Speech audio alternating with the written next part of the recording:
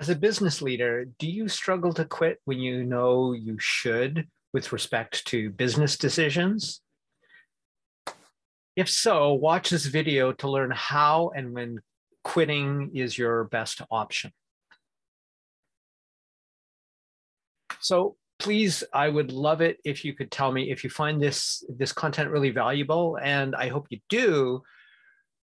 Please reach out to me and comment. Let me know what you think of the video, what you loved, what you hated. Did you like it? Yes. Did you not like it? No. Anything nice and simple like that. Or if you want, please feel free to reach out to me for questions.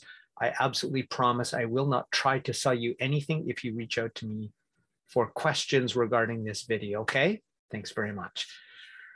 Okay, it's interesting these days, right? We have a simple perspective as to what quitting is or what it should mean. It's either it's something clearly bad, like smoking or smoking too much, or drinking too much, or whatever it is, and it's clearly bad and we must quit, we should quit, or it's good and we should never quit. This is really an oversimplified perspective on life in general, but certainly things that are clearly bad, we should probably quit. Things that are clearly good, well, first of all, clearly good might not be all that clear itself. However, if something seems desirable, a business decision, a business venture, it's good, but it's only good if it succeeds or is bringing you the results you want. So then never give up, though it's a nice self-development, rah kind of thing. It's not always true. Most of the time, absolutely, you should go until you hit the wall, until one of my favorite sayings by Jim Rohn is, I will climb this mountain or die upon it. Now that's largely true, but it's not always true. And people are afraid to talk about anything that sort of seems negative, like quitting. But sometimes quitting is your best option. And here are some strategies you can use when to consider whether it's your best option or not. Okay, so as I said, never quitting is just too simplified, because if you're a business and you've got a money pit going on and it's not producing results, then you absolutely clearly should quit. But that may be far later than you could have quit. So here's a simple, maybe obvious way to look at it, but I hope that it's of value to somebody who's a leader who might be struggling with this, because we of course have confirmation bias, right? We're convinced and we'll look for evidence that what we're doing is correct. After all, we made that decision, and commitment and consistency would also suggest the same thing, right?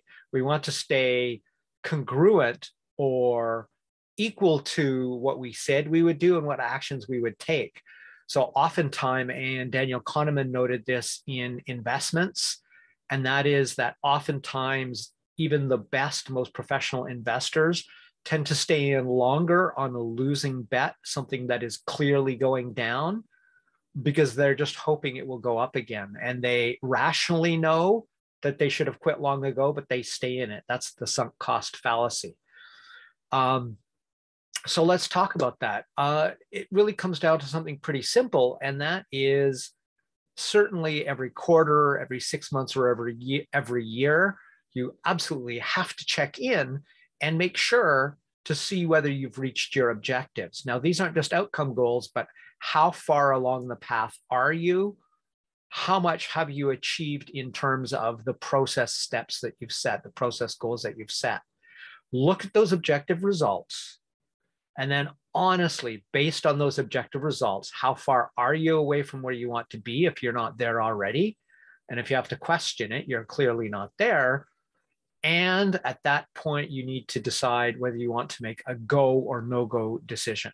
Not always easy, because it's your baby, you invested in it, but you got to take the emotion out of it and look at this as objectively as you humanly can, even if that involves bringing in outside parties who couldn't care less either way to help you make a more rational decision if you're finding you're having trouble doing that yourself. And being human, leader or not, CEO or not, you are susceptible to that. So please be honest with yourself about that. Okay, so based on that, you make the go or no decision. But let's call this strategic quitting. Maybe you've been into something for a long time. It doesn't seem to be working out. Really, what you have to decide is, am I willing to continue down this path if it may or may not bring me positive results? Is the learning from failure worth the cost of doing so? And if it's not, quit or pivot, that is, adjust it into something related, but more valuable and more promising, or just outright quit. Depending on sort of your answers, your own insight, what you decide is worth your time, money, and effort, what's worth your time, your company's time, money, effort, and future, consider really carefully, but understand that quitting, though it is considered a dirty word, may be the most responsible thing you can do as a leader if what you're doing is going the wrong direction. There's no way to reform it. There's no way to pivot it. Then it's time to stop or quit and do something else, which is more profitable, more productive, and will get you more positive results. So that's it for Crush It Club 98 videos in 98 days, how and why to quit. My name is Tim B. Green. Bye for now.